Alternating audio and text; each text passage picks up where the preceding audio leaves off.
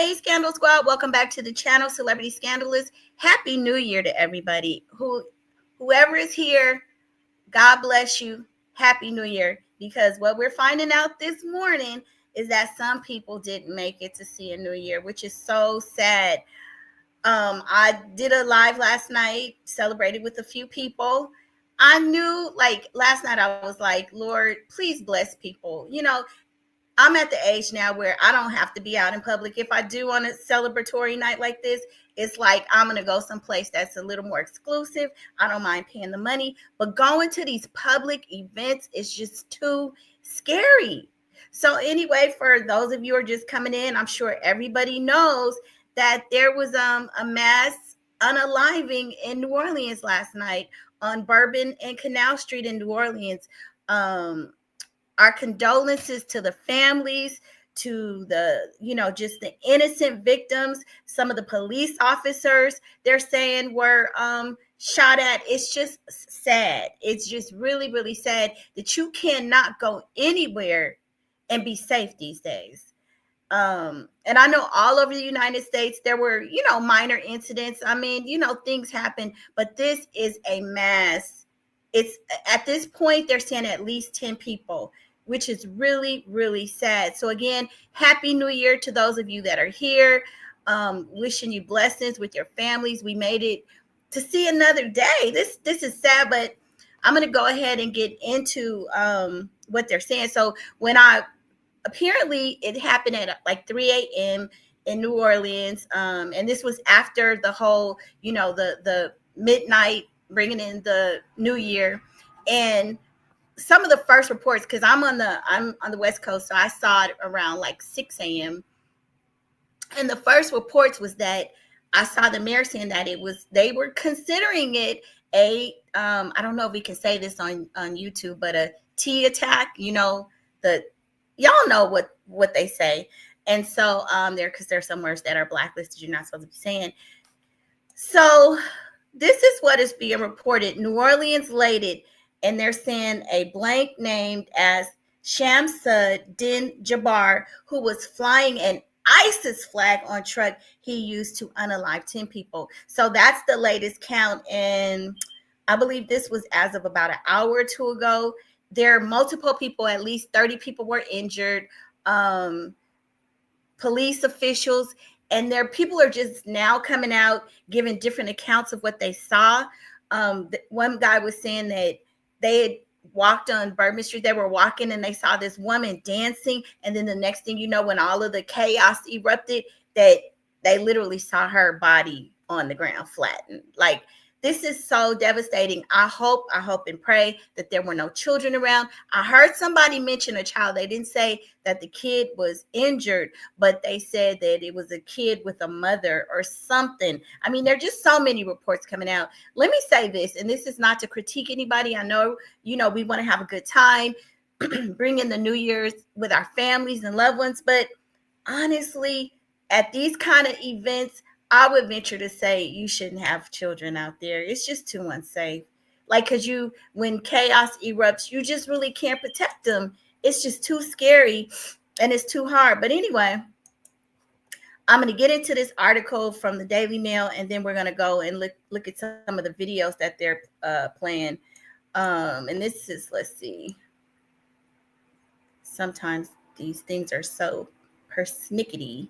They don't want to scroll right. So it says, a man who drove a truck into a crowd of New Year's revelers in New Orleans French Quarter, unaliving 10, has been identified as 42-year-old Shamsuddin Jabbar. So that name right there tells you, the Ford electric vehicle was owned by another 42-year-old man from Houston, Texas. The truck had reportedly been rented out on Turo, and the police are in contact with the owner who listed it for rent. The person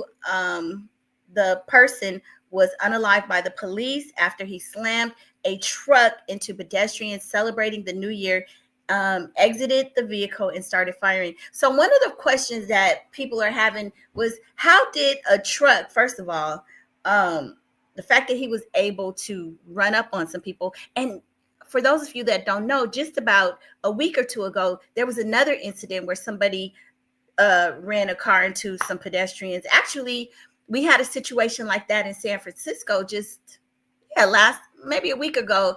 A guy ran his truck up on the curb. He was chasing somebody on a bike and hit two girls and stuff. And I think he was unalived as well. And the crazy thing about him is he was like a security person, a security officer. He owned a security company. So people are effing crazy. But one of the big questions that we have is, how do you get a truck into like a celebratory environment, right?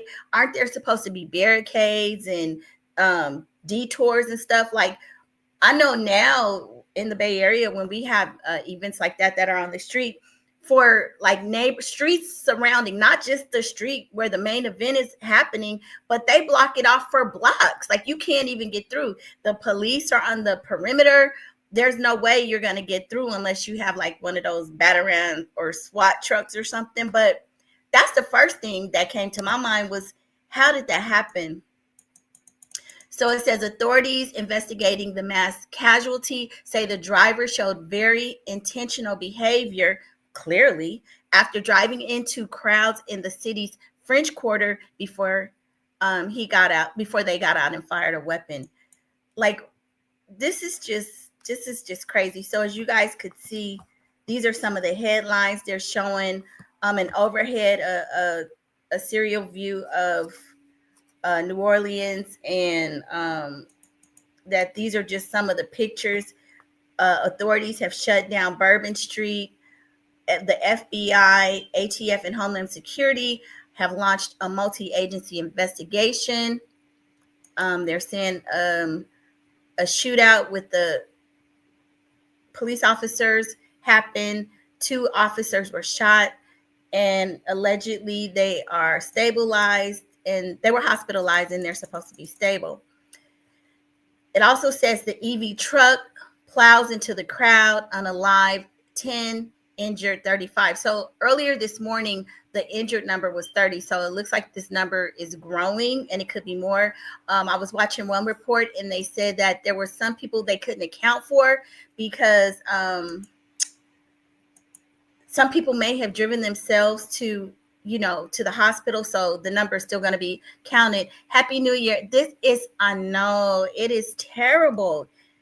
I call my dad because we have family in Louisiana. I don't think we still have any, I have a huge family in Louisiana, but I don't know of anybody per se that's in New Orleans right now. But I call my dad, and of course, he was like early morning, so he started making calls back home to see if anybody had any information. Most of the people probably weren't there. I think from what I'm hearing, it's a lot of tourists, people go, they go to celebrate and have a good time, but you can't do that no more. It's unfortunate. You can't do that. But my question again was, how did this person even get their vehicle that close to a crowd of people? But yeah, so at the last count, what I'm seeing now is 35 injured. This is kind of like a timeline. They're saying at 3:15, the suspect accelerates down Bourbon Street. So how was he accelerating if there were barriers? I don't understand. I thought there was supposed to be barricades. Okay, so interesting. Okay, so this is something. City was working on barriers to prevent vehicle attacks. What does that mean? City was working on barriers. There should have been barriers. City documents show New Orleans has been in the midst of a major project to remove and replace post-like barriers called bollards, designed to prevent vehicle attacks along Bourbon Street. The project began in November and involves replacing old bollards with new removable stainless steel. So, I don't know anything about city zoning and planning. However, I do know that you can have those temporary barricades, because I've been on projects where we had to bring those in for like strikes and stuff, when they're hospital strikes. So what is this? Are they saying that they didn't have the barriers in place? But anyway, let's go ahead and like listen to some live coverage. Let's see.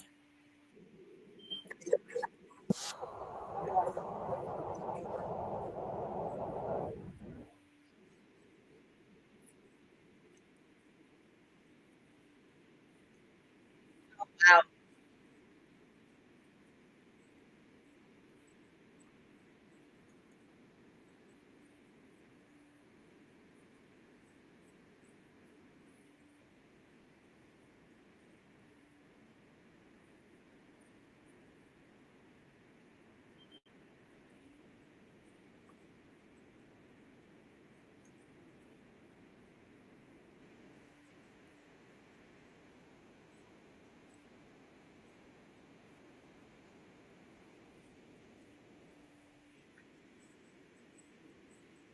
So it sounds like they're saying this was one of those T attacks. And it's not probably just some disgruntled person, that this was an act of, they're associating and saying ISIS. So that's interesting.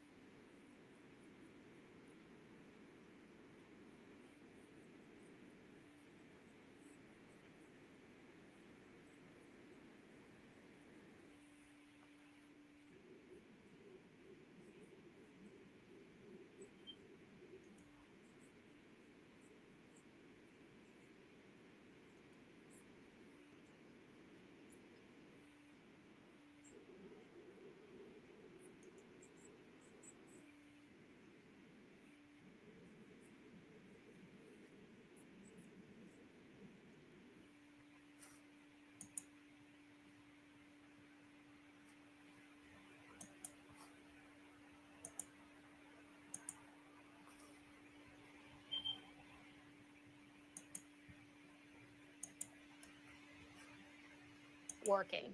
I will say this, whether they're working or not, it really is irrelevant. You have New Year's Eve.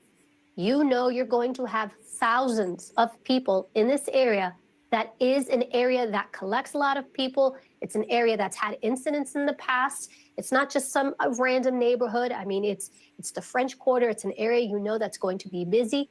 It is from my professional opinion, it is a hard target. New Year's Eve, lots of people, a very well-known area, an area that's had incidents in the past. It should have been, and I try not to be this person that second guesses or Monday morning quarterbacks people, but really it should have been secured. You can put vehicles, and when I say vehicles, you can even put. So now what we're hearing is that it was not secured. That's crazy. Like, they've done this for years. We know with like prior events, like in Times Square and stuff, you have to have barriers. I cannot believe that they didn't have it secured or blocked off. Police cars. Put police cars moving back and forth.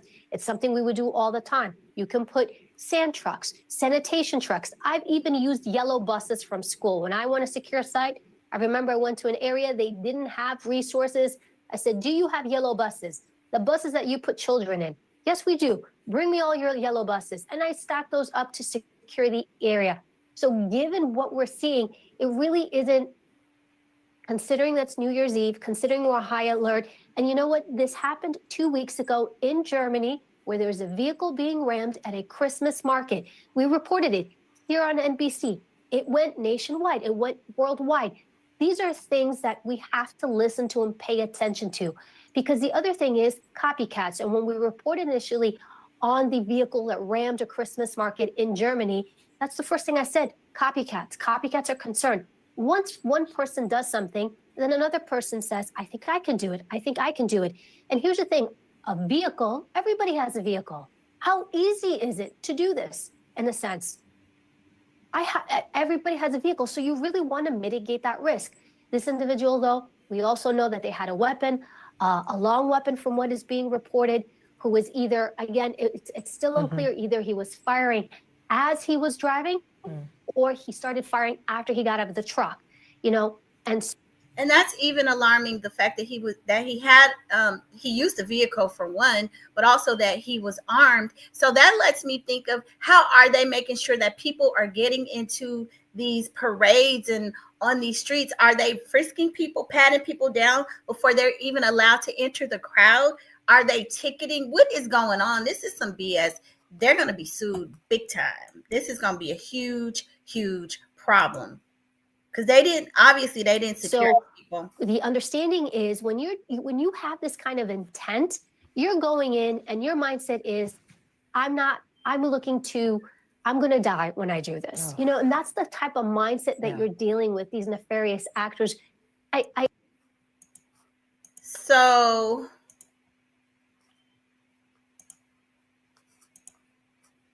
Skunky says yesterday it happened again in Germany.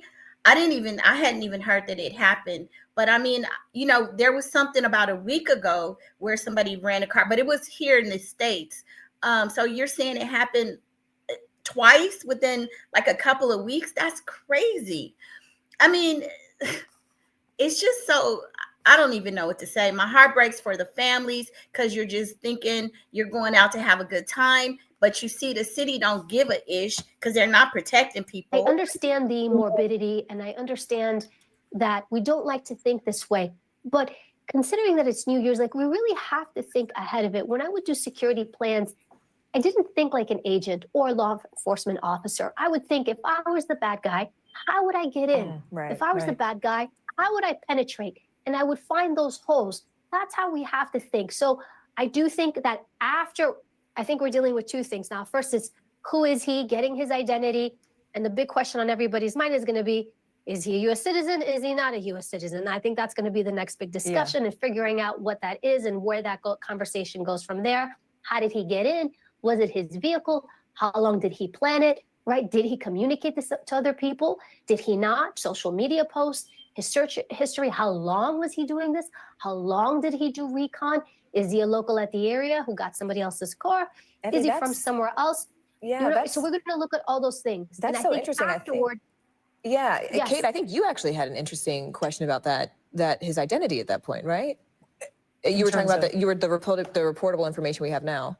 Well, the reportable information we have now is that three senior law enforcement officials briefed on the matter say they've identified the suspect. So if you're just joining us, the name of the suspect is Shamsuddin Jabbar, 42 years old. Officials are still working on his background, his potential travel history, et cetera. Evie, I wanted to ask you, if I can switch gears a little bit. Given your expertise, your background in Secret Service and securing sites, right? You know how to do that. Yeah. What would you be doing right now in preparation for a game at the Superdome that happens in, I don't know how many hours. Tonight, hours from now? That has got to be what people are scrambling on. Oh yeah, that's the other thing. There's another big event that's going to be happening there today. So you got half of your security team looking and investigating what just currently happened, but now you got this big football game this is tragic. I don't know. And again, copycats. I wouldn't be going. Right now in New Orleans. And yet when we went to our reporter, Jesse Kerr, she was standing outside the Superdome. There wasn't a lot of police presence. It was pretty quiet. What would you be thinking about right now? So I think they had their plan to begin with that they put into place, but they've reached out to ask for more assets. So when you're reaching out to ask for more assets, I think what they're trying to figure out is, where do we put these new assets? Do we want to close roads? When I was looking at the local reporting, there was talk and speculation that they would actually close the roads around the area of the Superdome. So are they going to do that? If they do that, that mitigates any type of, vehicle issue, ramming and all that. There was speculation that they were going to close, maybe not allow people to park closely or at any nearby parking garages and push them out. So that's something they would do closer to the event. You're not going to do that so early on. But I think it's also figuring out, where do we let people in and how do we secure that? I have to tell you, I'm not as concerned about securing the Superdome. That, to me, I don't want to say it's easy, but it's easier than securing the outer perimeter, because I've got a structure. I go into that structure, and the way it works is I clean that structure. What does that mean? It means I run my canine through. They're looking for explosives. They're looking for IADs. I run my technicians through. They say the building is clear. The structure is clear. Everything is good. Then they post it up. That's when you put your manpower, your officers, and everybody. You've got a secure building. It's locked down. Now we're ready to open the doors. And when you open the doors, that's. So she's talking about securing, the Superdome, I guess they're calling it. But I want to hear like what are the latest updates. So I'm going to jump around here because I want to hear like, has the numbers changed? Are there more people injured? As we continue to follow this breaking news out of New Orleans, Louisiana, I did want to pull up some breaking news, new information that we are learning right now, that the Superdome is on lockdown for security sweeps. Now, as we've been talking about here, the Superdome is the home of this college football playoff quarterfinal game between Georgia and Notre Dame in the Sugar Bowl set for tonight. It was on lockdown for security sweeps after this truck plowed into a New Year's crowd about just a mile away from the Superdome, killing 10 people, injuring 30 more. People with offices in the Superdome, including officials with the Sugar Bowl and Sun Belt Conference, were told not to come into work until further notice. However, there was no immediate word that the Sugar Bowl, which is scheduled to kick off at 7:45 p.m., might be delayed. As of right now, it is still going to happen on schedule. But as we've been telling you here on Live Now from Fox, they are upping the security measures, as we can see here from these security sweeps. A person familiar with the situation, this is all according to the Associated Press, said there was no immediate indication that the game would be delayed, as we just said, but that officials were waiting to get an all clear from authorities that it would be safe to keep the event at the 70,000 seat stadium on schedule. So again, any more information on this, we will bring it to you. However, I did want to pop up here some reaction and video and just posts here that we're getting off of social media. Excuse me, the word escaped me there for a second. But we are getting this statement here from the All-State Sugar Bowl. And here is what they're saying. Quote, "The Sugar Bowl committee is devastated by the terrible events from early this morning. Our thoughts and prayers are with the victims and their families.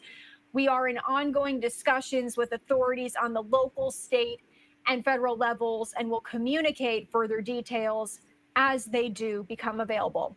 We've been hearing reaction from lawmakers, officials, and we have also been hearing from a number of other people, such as President Biden, as well as President-elect Donald Trump as well. We've been bringing all of that to you here on Live Now from Fox. But what we're going to do right now is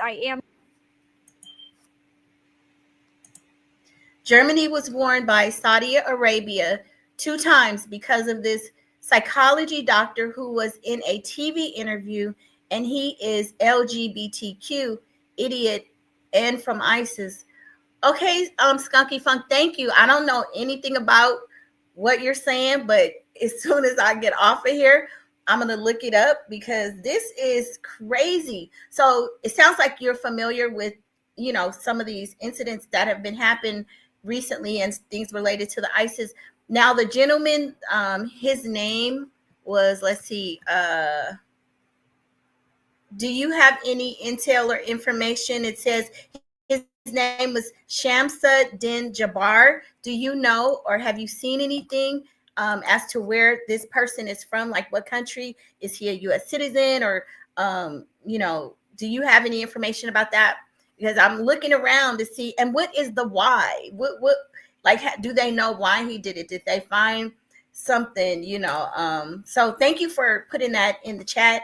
Any information you have, please drop it in there. Do you know anything about the person who did it or the why? We appreciate that. Thank you.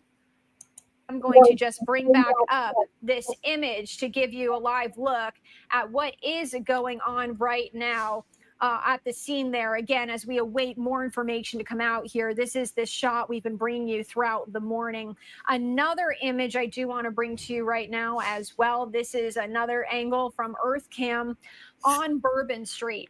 I do want to pivot really quickly to some brief comments from Council Member Freddie King III. He did speak very briefly just a few hours ago here. So I do want to pivot over there and listen in. State police are doing an investigation, looking into maybe additional accomplices. So, Skunky Funk says the person, and this is not something that I've confirmed, but Skunky Funk says the person is Saudi Arabian. So interesting. Was there some message that he was trying to convey? It was political. I wonder, because I've been looking around to see. I'm on live right now, so it's kind of hard to jump around and find different things. But I would like to know, like, was it politically motivated? Like, what's the why? Interesting. Thank you.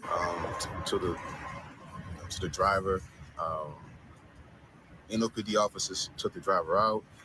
They did sustain some injuries in the shootout, but they're expected to pull through, and that's the latest I have right now. And Senator, what else can you the share? same similar information that we have at this time.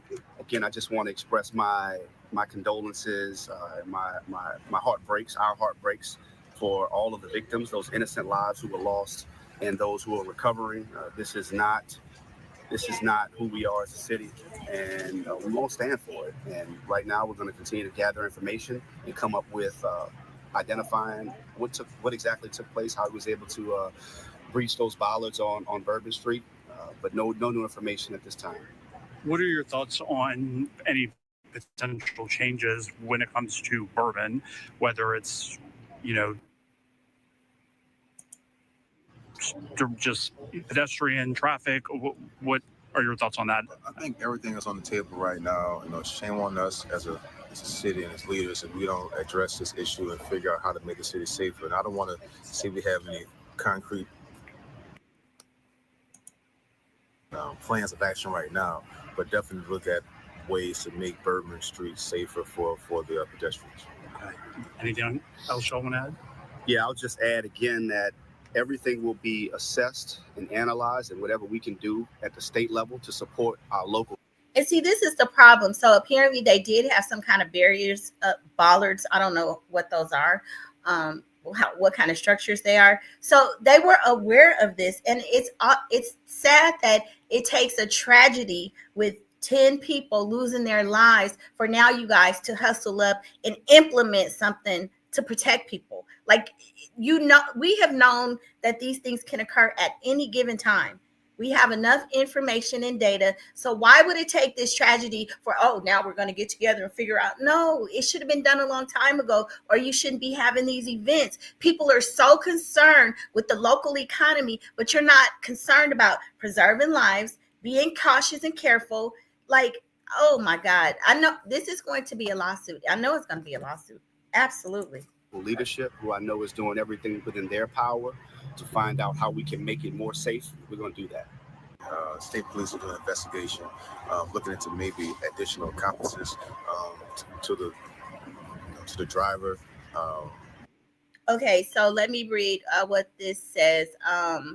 The New Orleans Saints and New Orleans Pelicans are deeply saddened by the tragic events that occurred on Bourbon Street early on New Year's Day. Our hearts go out to all the victims and their families during this difficult time and express our deepest gratitude to the first responders who acted swiftly and bravely on the scene. New Orleans is a city built on resilience, and this heartbreaking event reminds us of the importance of coming together to support one another, to honor those affected, and to work towards healing as a community. In times of tragedy, the New Orleans community has always shown extraordinary courage and compassion, and we are certain that this time will be no different.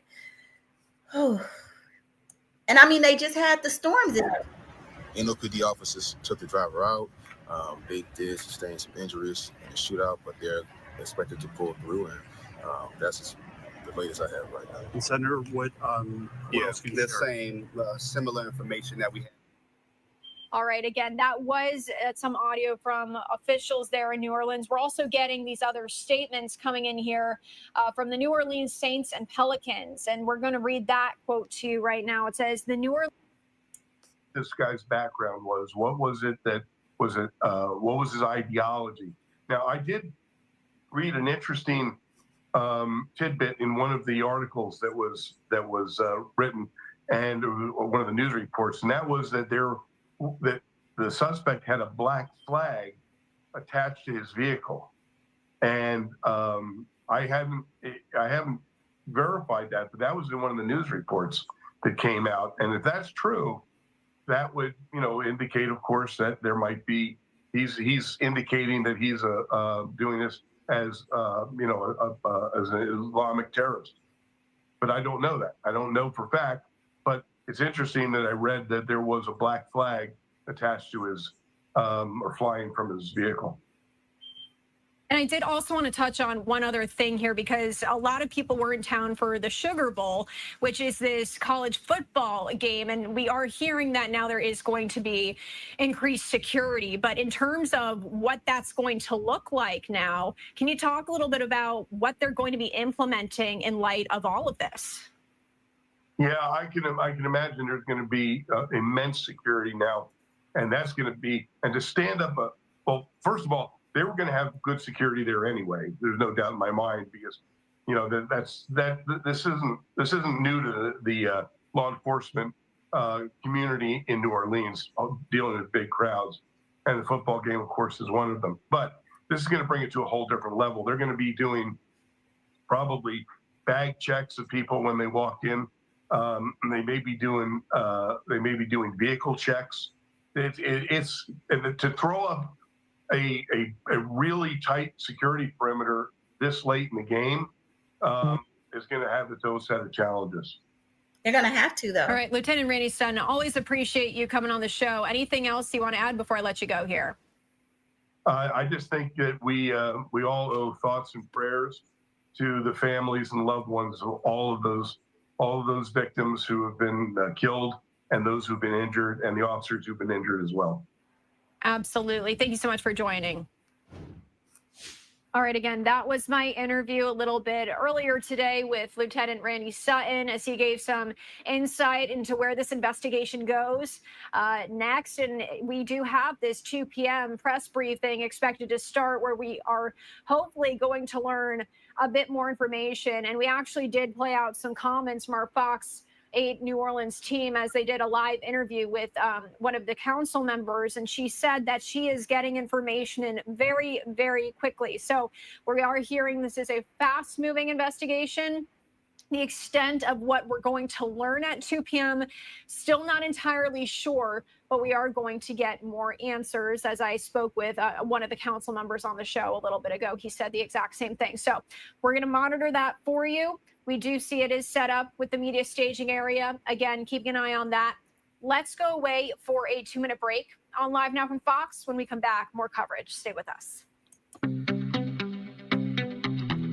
So for people that are just joining, Skunky Funk has some information about some prior incidents, something that occurred in Germany, and it's giving information that I'm not familiar with as to a possible motivation or just some information about this attack, which is, I'm going to say it, not supposed to say it on YouTube, this alleged terrorist attack. And he's saying, or he or she, I'm not sure, Talib A was condemned in 2013 in Rockstock, sentenced to a fine for threatening violence. So it sounds like Skunky is saying this is somehow related, because Skunky has also said that the person who has been unalived now by the officers was Saudi Arabian. So I just don't have enough information about, we're still waiting to hear the why and who this person was. So if anybody has any local information, if you're from New Orleans or you have any information, if you could put it in the chat, that would be great. Because I think we're all waiting to hear the why. Like what are they saying? What is,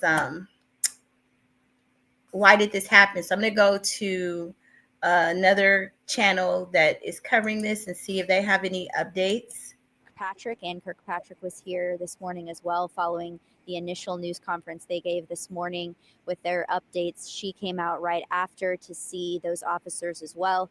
So I'm sure they'll be bringing those updates to you all again at 1 p.m. from NOPD headquarters, where we expect that update to happen shortly.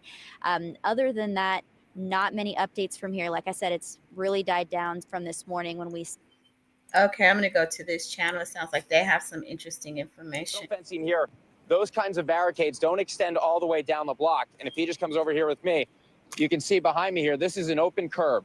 And there are certainly plenty of law enforcement personnel out here. I don't know if this street's going to be blocked off. I don't know how those plans are changing in light of what has happened at this point, just pointing out what we're looking at now. And we'll be keeping an eye on how that evolves over the hours ahead.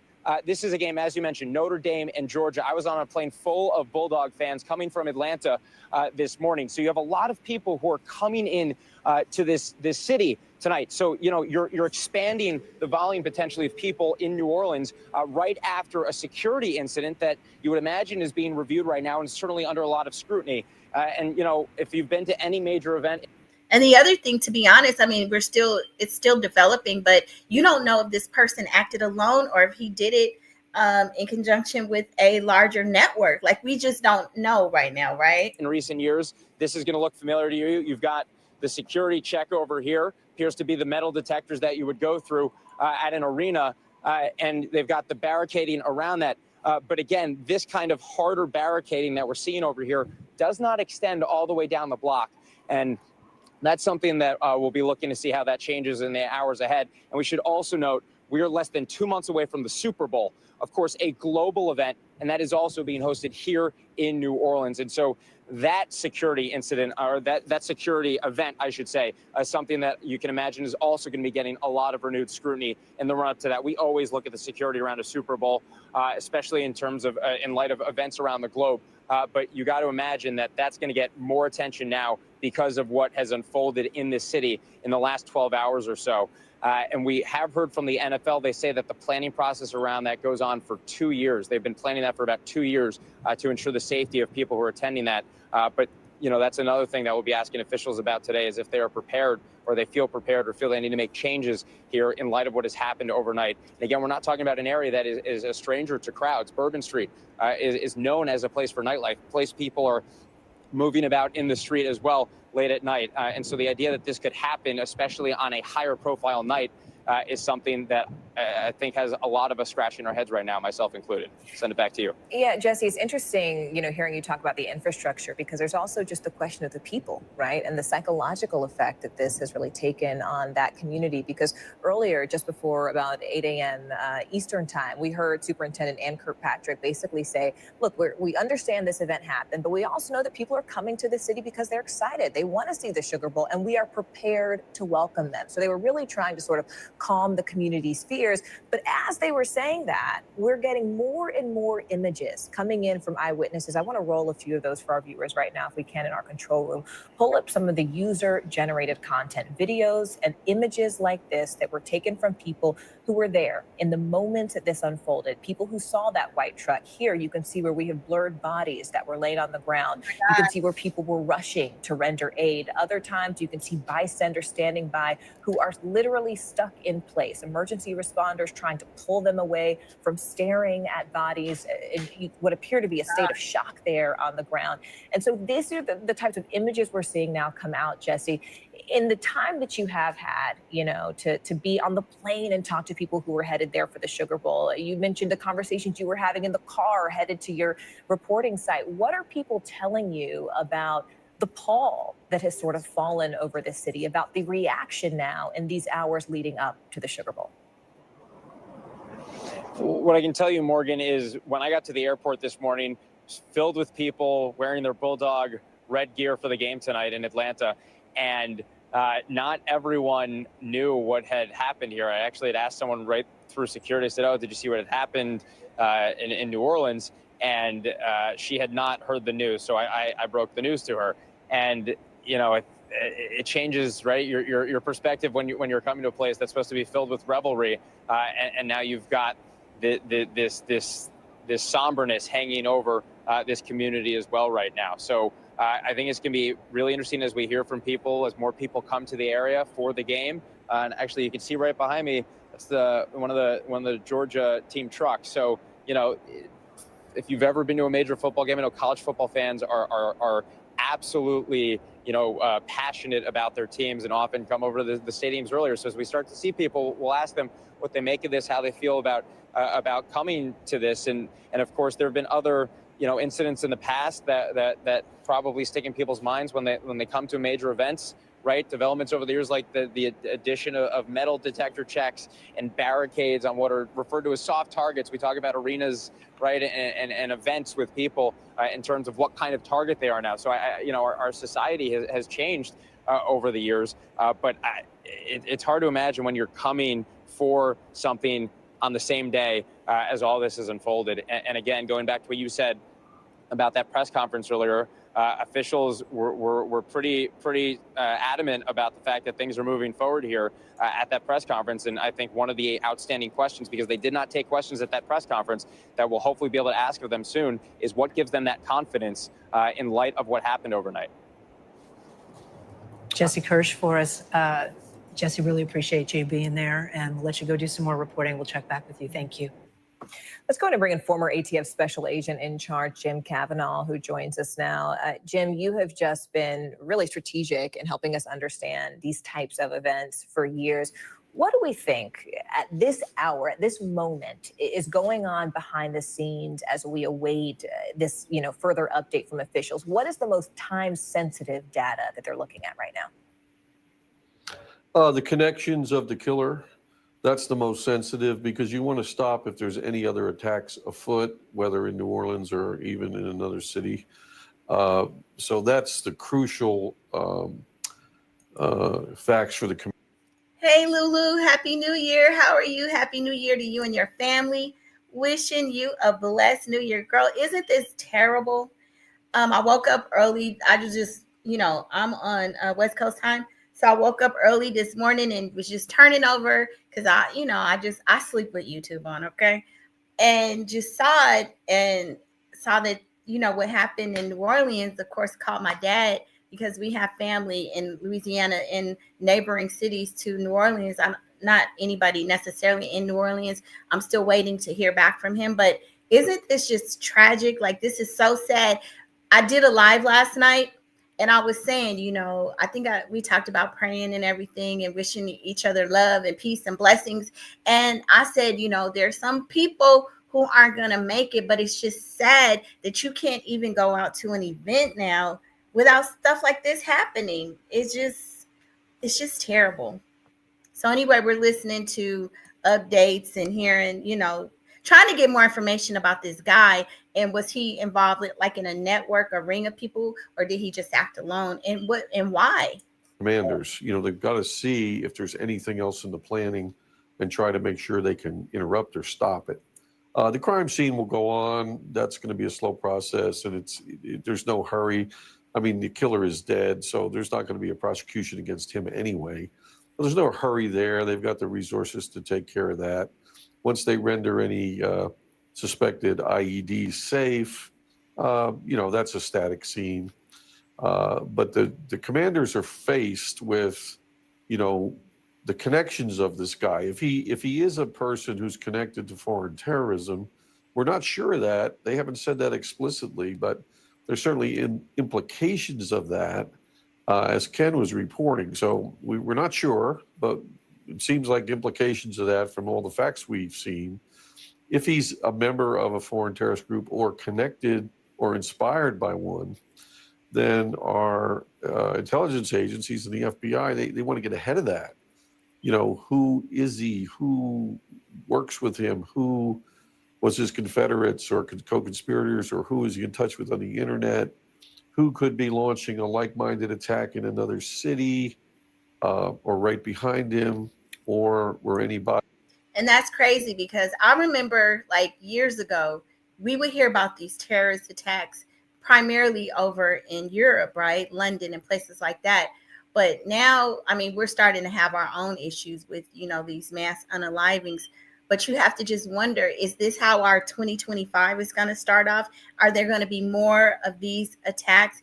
And I'm going to say, in the last couple of years, people have been predicting that we were going to start having more foreign attacks, They've been predicting this for a minute. So, and even talking about when you go to some of these Super Bowl or where you have the open stadiums, where it's open, like with all of these drones, like this is crazy and it's scary. Bodies left in his wake that we don't know about just yet. So that's a biggest thing on their plate for the commanders of law enforcement, but also is the security at the Sugar Bowl. And that's on their plate as well. So they are faced with making sure that that's as tight as they can be, and they're going to have on their hands a skeptical public and a skeptical traveling public that can look at the events this morning. So Lulu was saying, and I did see that too, Lulu, previously, that the FBI says he had an ISIS flag. Yes.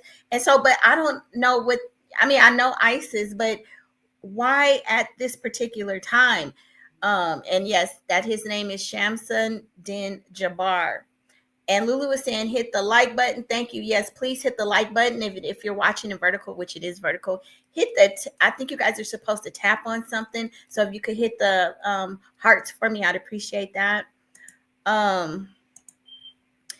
See, that's the problem. Is there going to be copycats today with that Sugar Bowl? That's a concern. They got to make sure nobody tries to do a copycat. I would just be afraid to go. I know people are going to go. I know they're going to have increased security, but it is scary.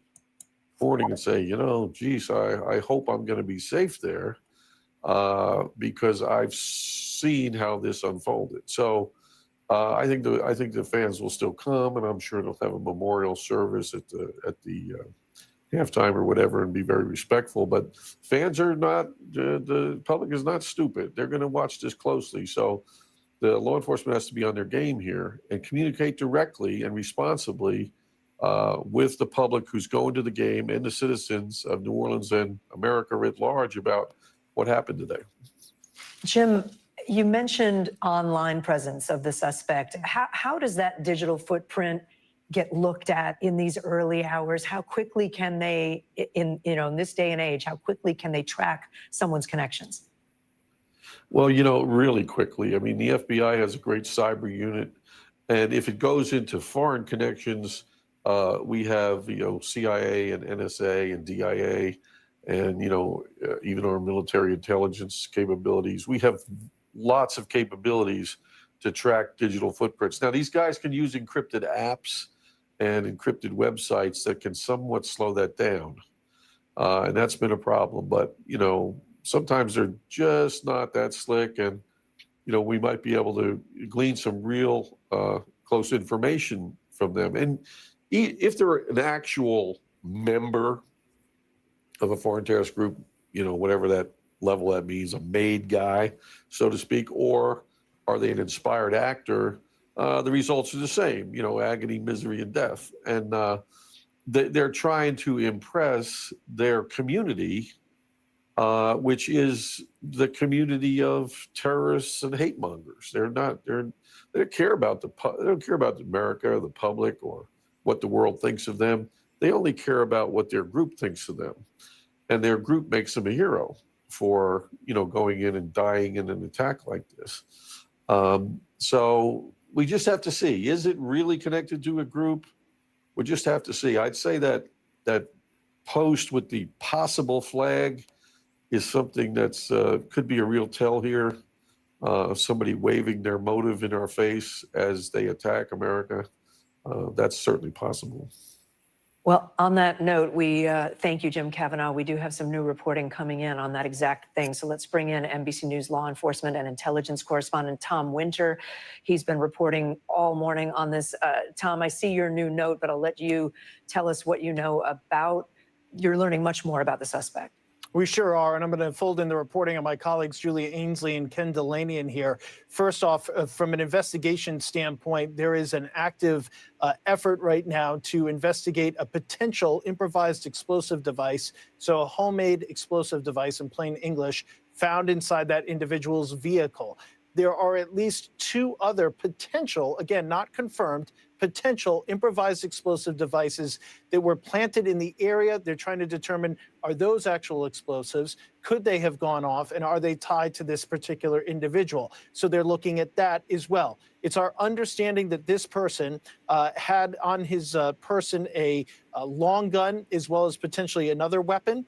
And the FBI now says on the record that this 42-year-old identified as Shamsuddin Jabbar, and the FBI has now identified him publicly, says that he's a U.S. citizen from Texas, that an ISIS flag was located, and I'm quoting now, and the FBI is working to determine the subject's potential associations and affiliations with terrorist organizations. Now, that ISIS flag that they say was located in the vehicle is believed to be affixed to the hitch on the tailgate. So if you look at this photo and you look at where the license plate is, it's a Texas license plate on the back of it, there's a white pole that kind of comes up there, and there's a black material, some sort of potentially a flag, a garment, whatever it is, that might be, in fact, the flag that was there. So that's something that they're looking at, Kate.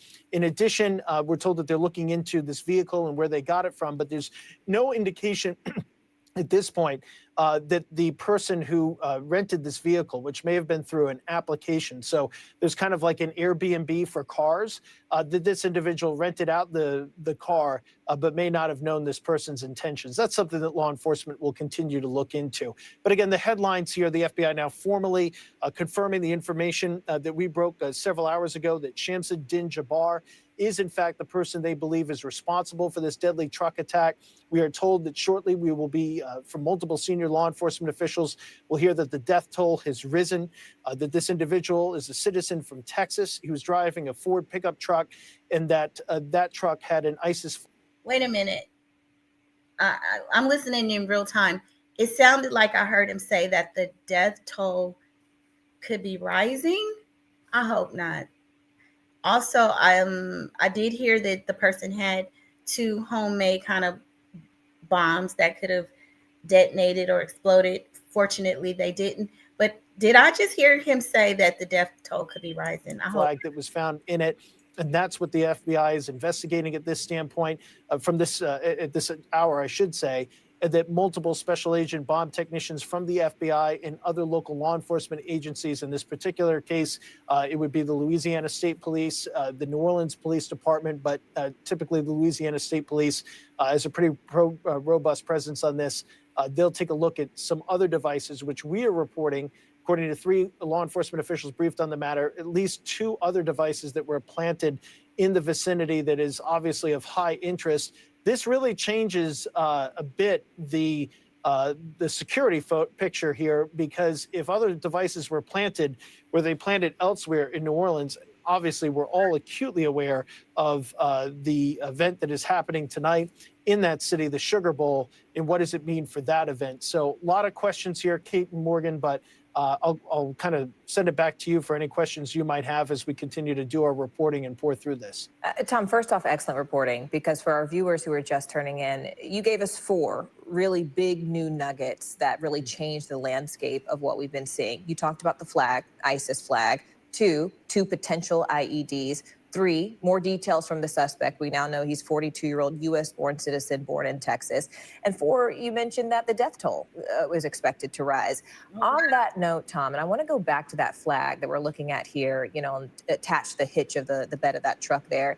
That was really striking to me, because I also saw when that looked at that photo, those 4 holes in the windshield, the back windshield there, that appear to be, you know, gunshot bullet holes that may have entered the vehicle.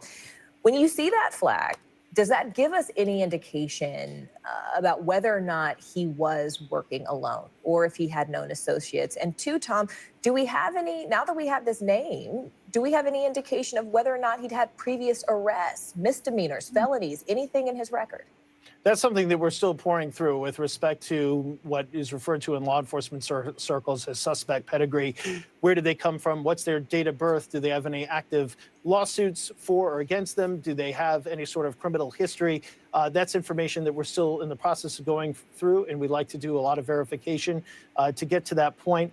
You're seeing a video of the immediate aftermath. There were, according to a video, I think that we're hopefully going to be able to show folks shortly, that's just been forwarded to me from our affiliate in New Orleans. Basically, this stops, and then there's a a quick pause or two, and then a tremendous exchange of gunfire. So the bullet holes that you're seeing on the back of that car could have come from police. They could have come. Shout out to Lulu. Thank you. I couldn't do this without her. She keeps me on point and keeps me online. You guys, please hit the like button and give a shout out to Lulu. Thank you. From police firing from the front to the back. They could have been, it's just the picture's not clear enough, could have been shots fired from the back to the front. We are told that investigators are looking into whether or not he was firing as he was driving this vehicle, that he may have been firing a gun while driving the vehicle. That's something they're looking into. We don't have that confirmed. That's going to require, obviously, a lot of work from an evidence standpoint. Clearly, some of that probably based off of eyewitnesses. We'll see if that turns out to be true, but they're at least looking into it.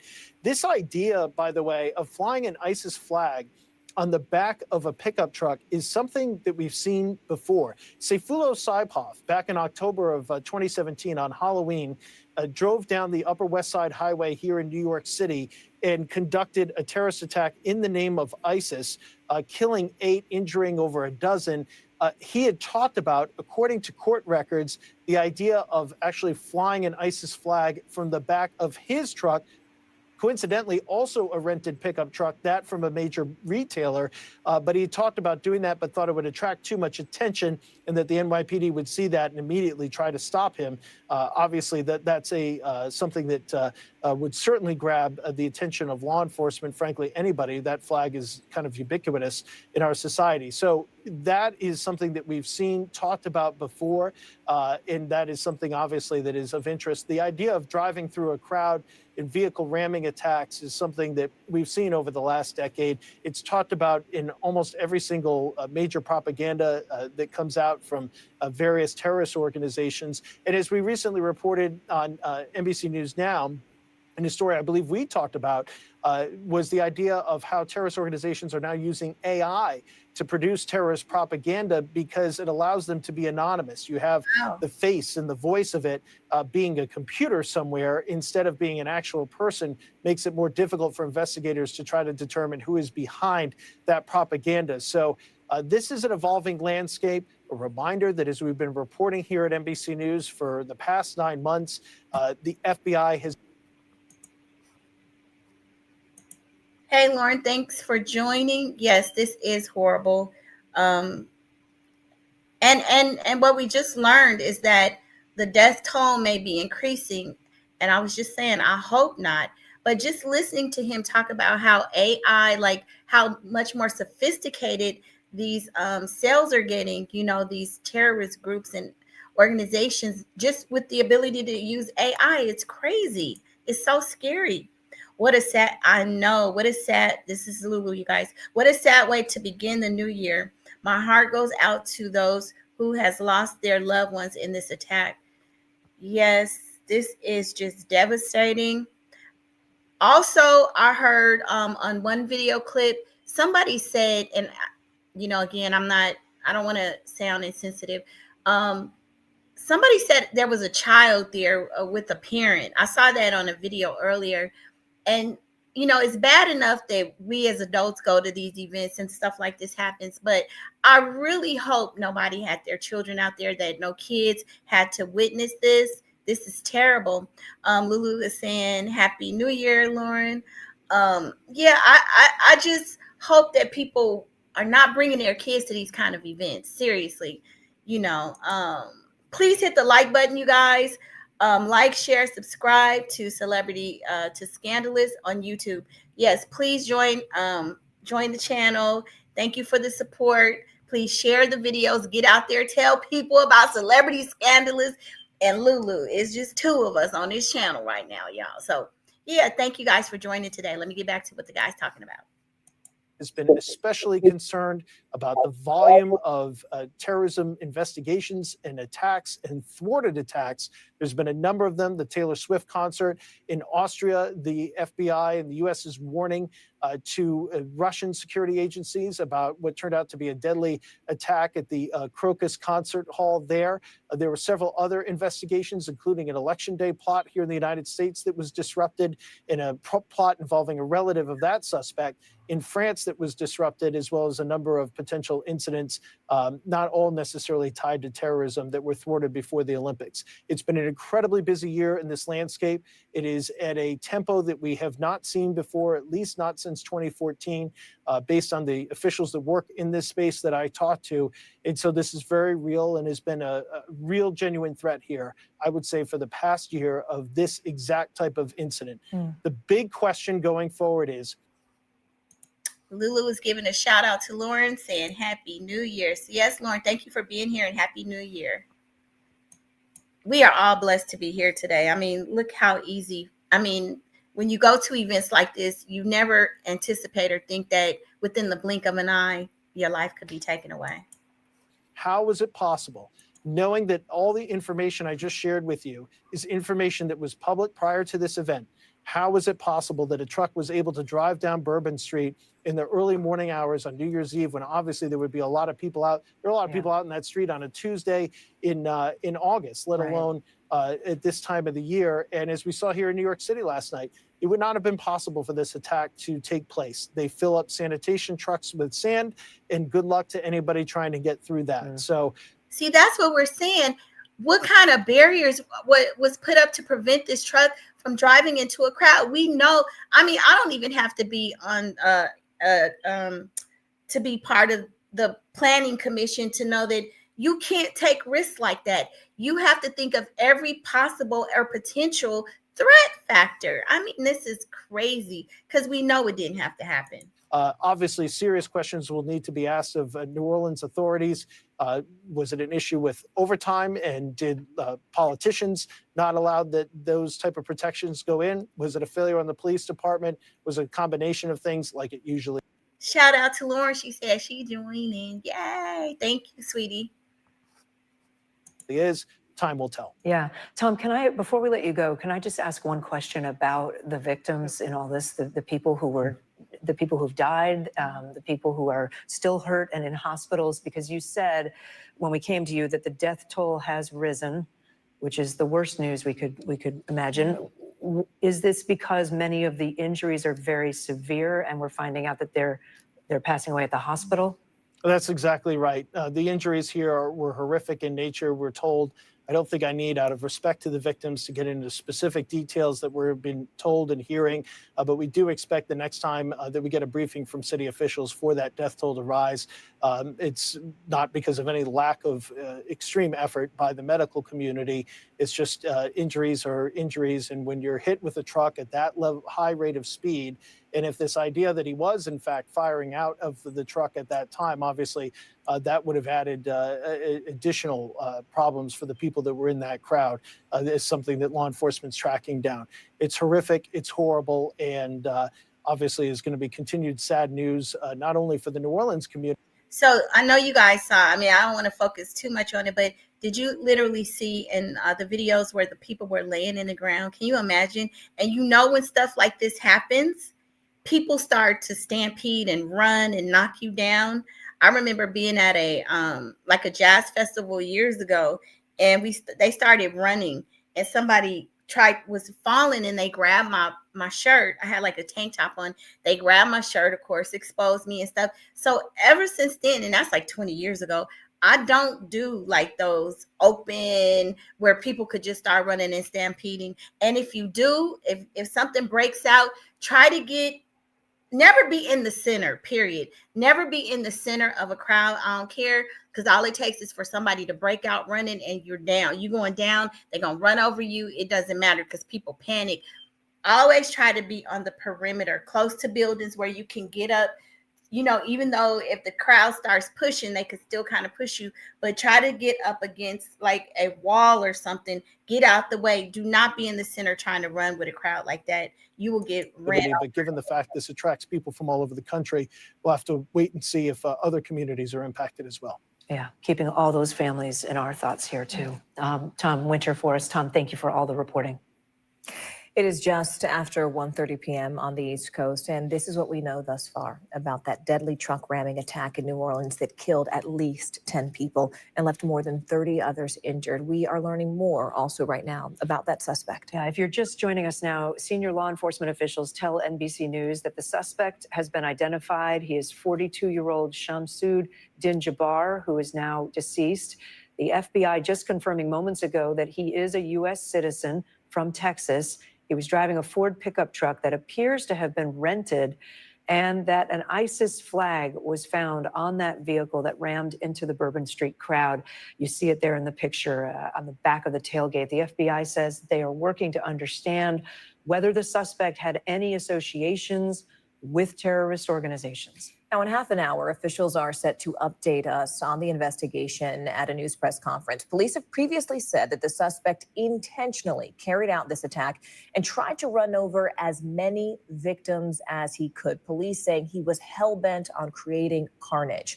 We are told that he allegedly opened fire on police and shot 2 officers after he crashed into that crowd.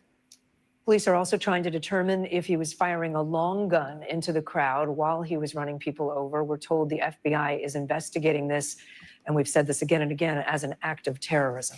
Our NBC affiliate WDSU spoke to 2 eyewitnesses who said that they saw the moment the pickup truck plowed into a crowd of pedestrians. Take a listen to what they said. We were coming through the intersection, and it all just happened so quickly. But the guy in the pickup truck just punched the gas and mowed over the barricade and hit a pedicab passengers. And there were just bodies and the screams. I mean, you cannot think about, unhear that. It was chaos and very, very scary. When you saw the car, did you think anything of it at first, or did you? No, it was the most bizarre thing, like something that you, like the least expected thing, I don't even know how he managed to maneuver that with the amount of traffic and people that were still out. Bumper to bumper. I mean, there were people everywhere. You said there was a lot of people? Tons of people. Tons of people. And cops everywhere. There were cops everywhere. They were standing right there when it happened. And when you're talking about barricade, are you talking about like those, like the metal poles right there? Was that better? Yep. Chilling, black man. So did you see at all any of the ballards or anything like that pop up? It was just like debris and everything, and then people. It was unreal. Just total chaos. Total chaos. What was it? The sounds? A huge impact. It almost sounded like a gunshot. I actually looked, and maybe we did hear that too, knowing now that the guy has ended up shooting those 2 police officers. But I remember the screeching and him gunning the car and the impact and the screams. Like I said, the screams of those girls.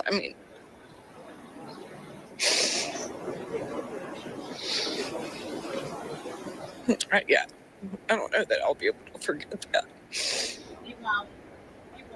I'm so sorry you guys had to go through that. You had mentioned inside that when he barricaded through, it was super loud. Yeah, it was. It was very, very loud. It just was this huge boom, Crunching and crunch. Yeah. And then just the people yelling. And you guys had just walked right across the street. Where were you guys at? We had come from about 2 blocks down from a parking garage, the Roosevelt parking garage, and we're coming through this intersection right here on Bourbon when it happened. From what I recall, he was in this lane and just took a hard right and punched it, is what it seemed to be like. So I don't know how he did it, because there were all the cars. It was literally 3 or 4. It's 3 lane, but there was also people parked over on the side. So it hectic and chaotic. I don't know how he was able to get through the barricade or whatever, get enough speed. And there is multiple pedicab drivers and carts there. And fortunately, one of the girls that he hit her cart, she didn't have passengers, but it was the other gentleman who had passengers. That's what he hit, and they were just all on the ground. I mean, I was just to say, so you guys saw this happen. What did you guys do next? it was kind of like a surreal moment, and my husband, he just grabbed me and he was like, let's go, let's go, get out, let's get out of here. It was so surreal. I think we did kind of go into that fight or flight mode and chose flight in that instance, to get ourselves out of here and safe. Oh, just devastating to hear these accounts that we're getting. Let's bring in Tim Gallagher, former FBI special agent. Okay, so I think in about a half an hour, they're going to give some more live updates. So we're going to go take a break. I'm going to go ahead and end this. I'm going to be coming back probably throughout the day with different content, some other stuff, celebrity content, but also following up on this. Again, shout out to Lulu Growth. Thank you. We need to talk. We need to have a meeting offline. So yeah, thank you guys for joining. I will be back, and thank you to Lauren for becoming a subscriber, and I'll see you guys on the next video. Bye.